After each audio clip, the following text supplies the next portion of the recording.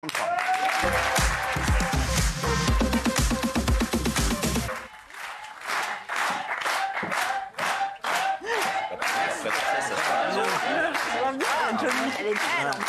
suis content de la voir. À chaque fois, je suis content de voir Ségolène. Bonjour. Bonjour. La semaine dernière, c'était incroyable. J'ai eu des retours formidables. Oui. Même ma mère, elle m'a dit... Ah bah alors. Elle m'a dit, je vote pour elle. Partout, même n'importe où, même dans un club d'échecs, vous présentez, elle vote pour vous. Elle vous adore, elle vous attend toutes les semaines. Tout le monde vous attend. Ségolène explique. Alors là encore, aujourd'hui, on colle à l'actualité avec ce qui s'est passé encore cette semaine. Et vous allez nous expliquer aujourd'hui les violences scolaires. Voilà. Et ça, c'est vrai qu'il y a beaucoup de parents qui nous regardent, d'élèves qui nous regardent. Et c'est vrai que c'est devenu la hantise des grands frères, des petits frères, des familles, des grands-mères. Et c'est vrai qu'on entend de plus en plus parler de choses incroyables qui se passent à l'école. Alors, expliquez-nous. C'est un peu d'ailleurs une continuité par rapport à ce qu'on a dit la semaine dernière, parce que vous allez voir qu'il y a des choses communes sur la façon dont on s'adresse aux victimes. Donc là, on est en pleine rentrée scolaire et bientôt en pleine rentrée universitaire. Et vous avez vu qu'il y a eu plusieurs événements malheureux sur le harcèlement, qui est souvent accompagné de raquettes. Donc harcèlement, raquettes et bizutage. C'est les 3 éléments clés de la violence en milieu scolaire. Donc moi, je pense, comme je vous l'ai dit la dernière fois, que quand on connaît bien les choses, on peut les regarder en face et donc on peut lutter contre. Et c'est ça qui est important, c'est que ces émissions servent à faire reculer la violence scolaire. Et je pense que quand on met des mots, c'est un peu l'effort que je fais en vous présentant des choses toutes simples. C'est elle qui fait tout. Oui. Voilà, c'est-à-dire de dire à partir de la connaissance que j'ai du droit, de l'expérience que j'ai eue aussi, parce que j'ai fait voter par exemple la loi... Vous avez été ministre de l'Enfance puis de l'Éducation. C'est ça. Voilà. Donc j'ai fait par exemple les premières actions contre le racket à l'école avec des campagnes d'affichage. J'ai fait voter la loi d'interdiction du bizutage. Et vous avez vu que le bizutage recommence. On va en reparler d'ailleurs avec cet étudiant qui mange une souris vivante. On a vu aussi sur le harcèlement ce qui s'est passé dans un collège d'Alfortville. Et on a vu aussi encore récemment le suicide d'un jeune dramatique qui s'est fait harceler. Et ça, c'est inadmissible dans la France d'aujourd'hui. C'est inadmissible parce que d'abord, la réglementation existe, toutes les lois existent. Donc ce n'est pas la peine d'annoncer encore des plans, je ne sais quoi. Ça existe, il suffit juste de faire appliquer les choses et que tout le monde soit au courant, les parents, les enfants, les enseignants, les adultes des établissements scolaires, que tout le monde soit au clair sur de quoi on parle. Alors, premièrement, de quoi on parle? L'école doit être un lieu de protection et de travail dans la sérénité, c'est tout. Il ne doit pas y avoir un seul enfant qui va à l'école le matin ou un seul étudiant qui va en rentrée universitaire en ayant la boule au ventre, soit à l'université parce qu'il sait qu'il va subir un bizutage, soit à l'école parce qu'il y a du harcèlement et qu'il sait qu'il va subir cette épreuve. C'est tout. C'est la règle fondamentale. Donc c'est le zéro tolérance à l'égard de la violence. Ensuite, pourquoi c'est difficile de parler des violences en milieu scolaire pour les victimes? Pourquoi c'est si difficile? D'abord parce que c'est un signe de faiblesse. C'est-à-dire l'enfant ou l'adolescent qui n'a pas la capacité de se défendre face à un groupe de sa classe ou un groupe dans la cour de récréation, même sur des choses anodines mais qui vont devenir pour lui rapidement insupportables. Par exemple, un cas concret que j'ai connu, que j'ai eu à gérer, c'est un enfant qui se faisait chatouiller tous les matins. Tous les matins, dans sa classe, il y avait 10 autres enfants qui venaient le chatouiller, le papouiller, le toucher partout, etc. Puis tout le monde riait, bien évidemment. Et bien, au bout de 15 jours, le gamin, il était complètement détruit. Et quand il dit je ne vais pas bien parce qu'on me chatouille, qu'est-ce que les adultes disent? Oh bon, on chatouille, c'est pas grave, c'est pour jouer, etc. Sauf que celui qui subit ça tous les matins, ça devient, dans le répétitif, une violence insupportable. Donc, signe de faiblesse, et c'est pour ça que les enfants n'osent pas parler, parce qu'ils vont se dire on va penser que je suis une poule mouillée, etc. C'est ça, une victime. Toute la bêtise. Il ne faut pas être une victime en cours. C'est ça. Voilà. Et puis, deuxièmement, c'est la honte d'être différent. Parce que souvent, l'enfant, il est harcelé dans ce qu'il a de différent. Il est trop gros, on va se moquer de lui, il est trop maigre, le handicap, la couleur de cheveux, sa situation familiale, tout va y passer pour servir de prétexte à un groupe d'énergumènes pour lui mettre la pression. Ensuite, et l'enfant, le rêve de tout enfant, c'est d'être intégré au groupe. Vous voyez, et dans un groupe de maltraitants, il y a les leaders, qui vont être des maltraitants, qu'il faut vite recadrer, vite punir. Il y a les suiveurs, qui vont suivre ceux qui vont maltraiter parce qu'ils ne veulent pas être dans les non-suiveurs, c'est-à-dire ils ne veulent pas être du côté des victimes, ils veulent être du côté des maltraitants. Et puis enfin, parce qu'on s'est connus à l'école, c'est pareil pour le bizutage. Quand il y a un bizutage en dehors des grandes écoles, mais qui a été organisé parce qu'on a donné aux bizuteurs, par exemple, le listing des étudiants, la responsabilité et la complicité est la même. On a vu par exemple la réponse là, du rectorat sur Nicolas, là, à Marseille. Dramatique. Et c'est vrai que et souvent, il y a plein de gens qui nous disent le chef d'établissement a dit non, parce que c'est pas périscolaire, c'est périscolaire, donc nous, ça ne nous concerne pas. Voilà. Donc ça, est-ce que la loi dit ça? Non, la loi dit que tout ce qui est organisé grâce au contact pris dans l'école, voilà, ça c'est bien de le dire. Eh bien, la complicité des responsables et des encadrants du système scolaire est engagée parce qu'ils sont complices de n'avoir rien dit dans l'école et de n'avoir pas arrêté le harcèlement en dehors de l'école. Ça, c'est effectivement très important. Donc, qu'est-ce que c'est que le harcèlement? Vous voyez, c'est des questions toutes simples, mais parfois, mettre des mots sur les choses, ça va aider aussi ceux qui nous écoutent à lutter et à prendre conscience des choses. D'abord, c'est une violence répétée. Si on vous chatouille une fois, c'est pas un harcèlement. Si on vous chatouille 10 fois, ça devient un harcèlement parce que ça devient une souffrance. Donc, une violence répétée qui peut être verbale, c'est une insulte qui est répétée tous les jours.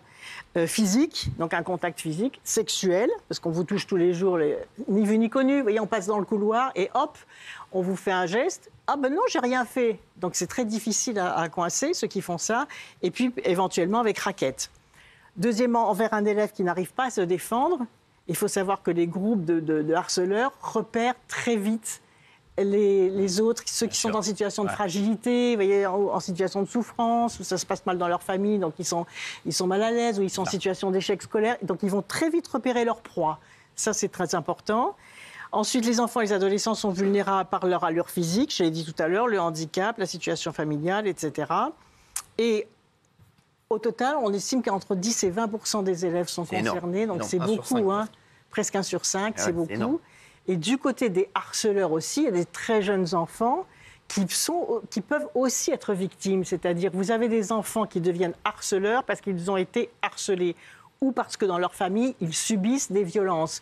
C'est-à-dire que quand l'enfant est petit, je ne parle pas des adultes où là, ils ont la responsabilité de ce qu'ils font, mais quand l'enfant est mineur, il faut absolument regarder si le harceleur n'est pas aussi une victime de violence, soit dans la famille, soit dans la rue, soit dans le quartier, etc. Alors, les sanctions. Les sanctions. Parce qu'on pense que c'est anodin, le harcèlement. Mais non, c'est interdit par la loi. Les sanctions sont très lourdes. D'abord, il y a les sanctions disciplinaires, c'est-à-dire qu'un chef d'établissement doit immédiatement intervenir par un avertissement, un blâme, une exclusion temporaire ou définitive. C'est là qu'on voit la lenteur de ce qui s'est passé pour Nicolas qui s'est suicidé. Dans les cas qu'on a ici, Ségolène, je vais vous dire, c'est souvent l'enfant harcelé qui est obligé de quitter l'établissement. À chaque fois, on n'a eu que des cas comme ça. Eh bien, c'est pas normal. Ça. Et un chef d'établissement a tout pouvoir pour exclure du jour au lendemain un élève harceleur en attendant de voir ce qui se passe. Le problème qu'il y a, c'est que l'élève harceleur, il n'est pas tout seul. Donc derrière, ses potes vont s'en prendre à l'élève qui a fait sortir et exclure le harceleur, et ça devient aussi encore plus compliqué pour lui. C'est ça le problème. C'est ça, ils ont peur. C'est pour ça qu'ils ont peur. Et puis souvent les parents qui se révoltent parce que les parents ne peuvent pas imaginer que leur enfant est un harceleur. Et le harceleur donc les parents vont venir faire pression sur le chef d'établissement, disant mais c'est pas vrai. Et le harceleur dit qu'il n'a rien fait. Donc comme on l'a vu la semaine dernière, le harceleur se pose en victime. Et comme c'est du harcèlement souvent oral ou physique, il n'y a pas de preuve, et les témoins n'osent pas parler. Donc ça veut dire que si tout le monde n'est pas au clair et si le harceleur sait maintenant qu'il peut risquer jusqu'à 1 an et demi de prison, de 1 an et demi à 5 ans de prison, même si c'est avec sursis, mais si c'est prison ferme, si justement ça se termine par... Il a plus de 13 ans, ça. Un suicide, moins de 13 ans. Déjà, si le harceleur a plus de 13 ans, mais s'il est mineur, il peut faire de la prison. Et pour les moins de 13 ans, bien évidemment, c'est une mesure éducative et c'est le juge pour enfants. Mais ce que je veux dire par là, c'est que ce que les gens ne savent pas, c'est que la loi prévoit des sanctions comme très très lourdes. Ouais. Vous voyez, et si il y a des affichages dans tous les établissements scolaires en début d'année, il faut que les jeunes et les harceleurs se rendent compte de la gravité, que ça n'est pas anodin. Et je pense que du coup, la violence peut reculer très très vite. Si chacun est au clair et si tout le monde regarde en face la réalité des choses. Alors, qu'est-ce que c'est que le bizutage? Le bizutage, c'est une suite de brimades, en général accompagnées d'alcool obligatoire, imposé aux nouveaux arrivants dans les grandes écoles et les universités et certaines universités pour faciliter, soi-disant, l'intégration. Et moi, je garde toujours en mémoire le premier bizutage, le premier jeune qui est mort en bizutage, et ce qui m'avait conduit, quand j'étais ministre, à faire cette loi. Donc, un jour, je vois arriver 2 parents dans mon bureau de ministre. Ils me demandaient à me voir, que c'était vraiment très important. Donc, je les reçois. Et ils me disent, voilà, leur fils était dans une école de commerce, une grande école de commerce à Paris, et il est mort en bizutage, parce que d'abord, on les fait boire de force, et ensuite, il était resté il l'avait déshabillé, et le bizutage consistait à rester tout nu dans la neige. Donc, ils étaient partis en montagne toute la nuit. Bien sûr, le jeune est mort, et les parents étaient là devant moi, de façon, en disant, mais comment ça se fait, quoi ? Et ensuite, donc, avec tous les cas que j'ai eu à régler, par exemple, il y avait aux Beaux-Arts de Paris, à une époque, on déshabillait les élèves, on les peignait de 2 couleurs différentes, on les forçait à se frotter l'un contre l'autre, et ensuite on les mettait dans un matelas, et on balançait le matelas du 3e étage. Et il y a eu des morts. Et à l'époque, c'était la loi du silence, vous voyez. Tout le monde a entendu parler peut-être des arts et métiers. C'est-à-dire, on avait l'usinage. Pendant plusieurs semaines, le bizutage durait, mais un bizutage très violent. Et là, il y a un élève qui est mort parce qu'on l'a obligé à ramper dans un tuyau d'évacuation d'eau. Et l'élève est mort. Et puis récemment, à Saint-Cyr, vous vous souvenez aussi, il y a un jeune qui est mort d'un bizutage parce qu'on le faisait nager dans un lac non éclairé la nuit à 9 degrés et il s'est noyé. Et donc tout ça, c'est intolérable, insupportable. Et redisons bien clairement que le bizutage est interdit. Et s'il y avait plus de sanctions plus rapides aussi sur les chefs d'établissement qui tolèrent ou qui donnent les listes des élèves, etc., je pense que ces pratiques-là seraient éradiquées. Et quand j'étais en charge de cette question, à chaque rentrée universitaire, dans le dossier des étudiants, je rappelais l'interdiction du bizutage et les peines encourues. Alors pourquoi ça a repris là ? Parce que... Pourquoi ça reprend ? Parce qu'à un moment, quand on ne rappelle plus les interdits et la loi, la bêtise, vous savez, la bêtise et la cruauté et le virilisme idiot revient plus facilement que la sagesse et l'intelligence, malheureusement. Même chez des jeunes privilégiés, qui sont quand même dans des grandes écoles, qui sont dans des universités. À une époque, il y avait des bizutages épouvantables en faculté de médecine. Je pense que ça a cessé en faculté de médecine, mais à une époque, c'était terrible. Ou dans les prépas vétérinaires. Et ce jeune, donc, qui mange une souris, vous avez vu, une souris vivante, c'est abominable. Mais c'est typique des bizutages, notamment dans les filières vétérinaires, avec des viscères d'animaux qu'on est obligé de manger, etc., que j'avais interdit. Et j'avais pris des sanctions. Et d'ailleurs, c'était le même lycée Thiers de Marseille. C'est quand même très étonnant. Et quand vous avez vu que les bizuteurs ont dit non, mais il était volontaire. Mais non, parce que la loi, vous allez voir, les sanctions sur le bizutage, même si on prétend que le bizuté est volontaire, ça n'existe pas. C'est-à-dire les témoins qui sont inactifs ou les encadrants qui ont laissé faire sont considérés comme complices, vous voyez sur ce tableau, et la loi réprime le bizutage, même si la personne est consentante. Et à ce moment-là, le parquet peut même s'auto-saisir directement, ou un ami peut saisir le parquet, etc. Et même si les autres disent « mais non, il était consentant », forcément, pour venir à une soirée d'intégration, oui, vous vous déplacez, vous y venez. Mais comme vous avez peur d'être exclu du groupe, ou qu'on se moque de vous, vous dites c'est pas grave, ou que vous ne savez pas ce qui vous attend, à ce moment-là, on prétend que vous êtes consentant, mais ça n'est pas du tout le cas. Et ça dites-le bien autour de vous si vous avez des jeunes qui sont dans cette situation. Et puis enfin, on retrouve des éléments communs à ce que nous avons dit la semaine dernière. Comment parler à une victime qui se confie ? Je te crois, je suis désolée de ce qui t'arrive, pour le harcèlement. Ce n'est pas de ta faute, je vais te protéger, il ne te fera plus de mal, tu as bien fait de parler. Et puis les mots à éviter, bien sûr, tu es sûr, tu ne fais pas des idées, mais c'était pour jouer, pourquoi tu n'as rien dit, pourquoi tu n'as pas dit non, etc.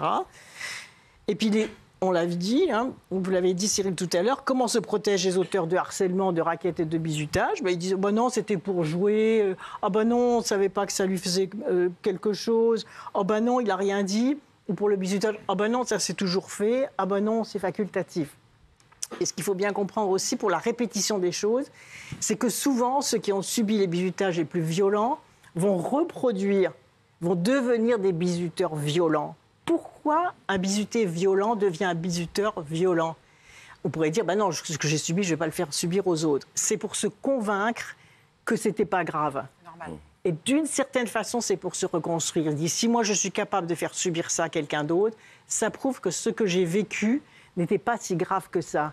Vous voyez, dans l'inconscient. Donc il faut casser cette répétition. Et c'est pareil pour le harcèlement. Souvent, les harcelés, quand ils peuvent, deviennent harceleurs parce que c'est une façon aussi de se réparer par rapport à ce qu'ils ont vécu.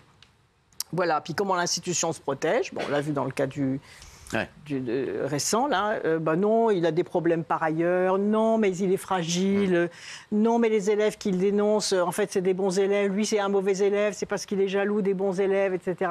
Et l'institution qui n'a pas vu va avoir un réflexe tout de suite de protection et elle va minimiser la violence subie parce que sinon elle a peur qu'on lui dise mais pourquoi vous ne l'avez pas vu plus tôt, pourquoi vous n'avez pas parlé plus tôt. Donc il vaut mieux dire aux encadrants c'est pas grave si vous ne l'avez pas vu plus tôt, vaut mieux le voir maintenant que continuer à nier. Et puis bon, ce qu'on a vu aussi, pour terminer, comme la dernière fois, les ravages sur l'enfant, hein, c'est les mêmes que pour les agressions sexuelles qu'on a vues, c'est les maladies, l'échec scolaire, la violence, l'agressivité, les troubles du comportement, les mutilations, et malheureusement, on en a eu encore un cas avec les suicides. Alors donc voilà, si vous voulez, c'est un sujet un peu lourd, hein, mais je pense que si on l'aborde, ça veut dire, c'est aussi avec la conviction que ça peut s'arrêter. Vous voyez, dans certains pays, on a réussi à faire en sorte que ça s'arrête. Donc on ne voit pas pourquoi en France ça continue. Et si tout le monde est bien au clair sur ses droits, ses devoirs et ce qu'on encourt, je pense que ça peut disparaître. Est-ce qu'il y en a un qui a vécu un bizutage ici compliqué ou un truc, à part Géraldine qui nous avait raconté. Oui, c'est vrai, je vous ai. C'est incroyable. Ça ne m'étonne pas. Sinon, personne ici. La bêtise, quoi. La virilisme idiot. Bizutage ou harcèlement, uniquement les deux, harcèlement aussi. Toi, t'es... Moi, j'estime avoir été harcelé quand j'étais adolescent, ouais. Durant toute ma période collège, je mangeais seul à la cantine. On me traitait de PD tous les jours parce que j'essayais plutôt d'avoir des copines que des copains. J'avais du mal à en avoir. Donc durant toute mon évolution, ça a été compliqué. Ouais, parce que en fait, ça nous suit toute la vie. C'est-à-dire que ce qui se passe pendant 2-3 années de collège, on pourrait se dire, ça y est, c'est terminé, au lycée, ça va mieux, tu grandis, tu te fais des copains enfin. Oui, certes, mais ça nous suit parce que c'est ce qui nous forge. C'est un instant crucial, l'adolescence. L'enfance, c'est le moment où on se construit, on apprend à se connaître, on apprend à s'aimer, on apprend parfois à ne pas s'aimer. Et voilà. Et donc moi, je pense que ça a rendu mon parcours de vie plus compliqué. Oui, voilà, et vous dites quelque chose de très important dans le mécanisme du harcèlement, c'est l'isolement. Le groupe va isoler l'élève harcelé. Et donc il y a une double violence, c'est non seulement sur les faits subis, mais en plus parce que le harcelé va être exclu du groupe. C'est très fréquent. Ouais. Moi, heureusement, j'en suis pas sorti traumatisé, mais quand on en parle comme ça, je me souviens que moi, j'avais été harcelé sexuellement par mon proviseur quand j'étais en 5e.